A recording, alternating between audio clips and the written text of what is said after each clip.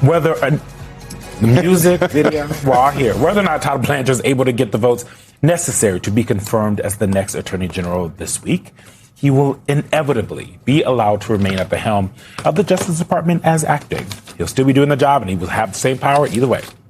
But what this whole episode has put on display is how strong Donald Trump's desire is to compensate his January 6th MAGA mob with taxpayer money, y'all's money, our money, possibly including those convicted of violently assaulting police officers.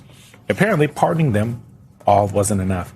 Also, to say this all started because the president sued the IRS for $10 billion. So that's important to remember.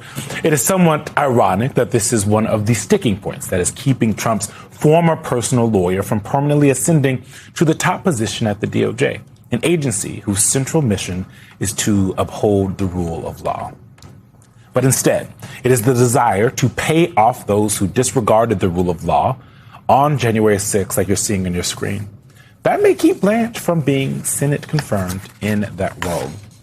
Joining us now is Democratic Congresswoman Pramila Jayapal of Washington. She's a member of the House Judiciary Committee. Ma'am, thank you so much for joining us this morning. There's so much to get to, but I want to start on Blanche and what we're seeing. Obviously, you're not in the Senate, but you are on the Judiciary Committee. When you hear from Thom Tillis and John Cornyn on the Senate Judiciary Committee, these Republicans who say they want it in writing, do you, because I am trying to figure out why they're not being more specific. Is, as a lawyer, if someone just writes it down, does that mean it's legally binding? Or should they be asking for President Trump and Todd Blanchard to sign something that's legally binding? Yeah, thank you for having me, Eugene. Great to see you. Look, I think that it's a couple of things. One, they got a verbal promise on this $1.8 billion insurrectionist pardon fund.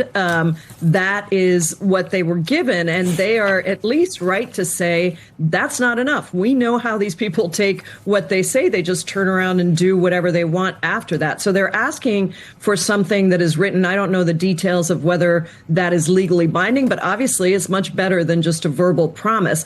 I don't think Todd Blanchard should be confirmed, period. And I actually think that part of what they are saying is that they have deep concerns about this. And it's not just the $1.8 billion slush fund. It is also the fact that what Trump did is sue the IRS and then basically have a settlement that does not stand up in court to provide him with immunity from any tax deals going forward, any tax deals that he's done in the past or going forward. That means that he can continue to make $2.2 billion like he did last year off of corruption that he is never going to have to worry about, he or his family being audited for. So I think this is really disrespectful to the Senate, because obviously the Senate has confirmation authority over his cabinet members, but also to you and me, to the taxpayers out there who are watching. This is all taxpayer dollars.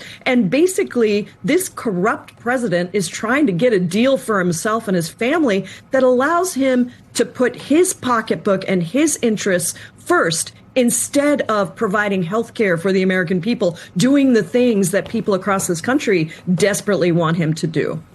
Congresswoman, when did this come out? Yesterday, the president put out on his social media platform the following: I will keep Todd as acting AG and push hard to get the anti-weaponization bill, which takes care of those who have been so badly treated by the crooked Joe Biden and Obama administration, passed. I don't even know what that part means. But I bring that up because I am still curious as to why. I think you put your finger on it as to why he's picking this fight, because he puts the focus on the $1776 billion fund, but it's really about the immunity from IRS audits that is also part of this deal. But getting back to him saying he's going to push hard to get the anti-weaponization bill through Congress, does he even have the votes?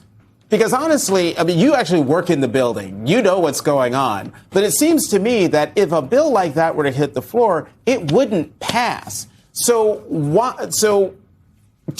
why is he preventing himself from having a Senate-confirmed AG to have this fight?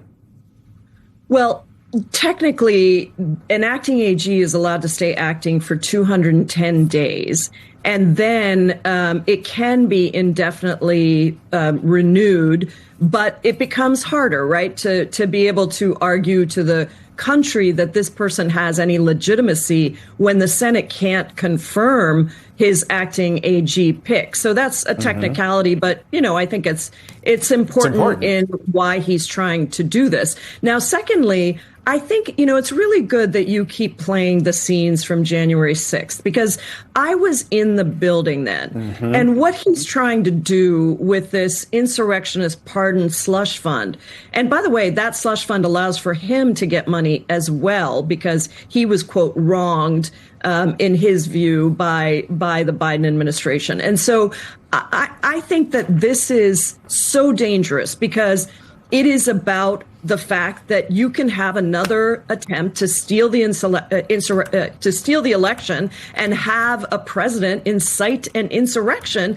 and have no accountability around it at all. We were fortunate in many ways that didn't happen the last time around. But if there's no accountability, then it can happen again. And then the third point that is very, very important is he's terrified of what's going to happen when we take back the House, the Senate, and the White House. And there is a president who is intent on holding him accountable, as well as all the other cabinet members. And so the pardons and the IRS immunity deal are both important to him for that reason. He wants to protect himself from a couple of years when hopefully we do take back the trifecta and we get some accountability around the presidency and the incredible corruption at the expense of the American people. So that's what he's trying to do right now. And I do think that he is, he's basically saying, look, I'm going to wait until January, and then I'll have my Senate picks in. But don't forget, we have a real shot at taking back the Senate. And, I think that it is going to get harder and harder for him to continue this crusade that he has. And specifically, if we start focusing on the IRS deal, how does he explain to the American people that the president of the United States doesn't have to get his tax returns audited, but everybody else across the country does? I think that that's why he's not putting a lot of focus on that piece. Congresswoman, we are out of time, but I want to ask you a very quick question, quick answer. Let's take a detour to Michigan. You have endorsed Abdul El-Sayed. How much weight should Democrats actually put on this Senate primary in terms of forecasting what electability looks like for Democrats in 2028?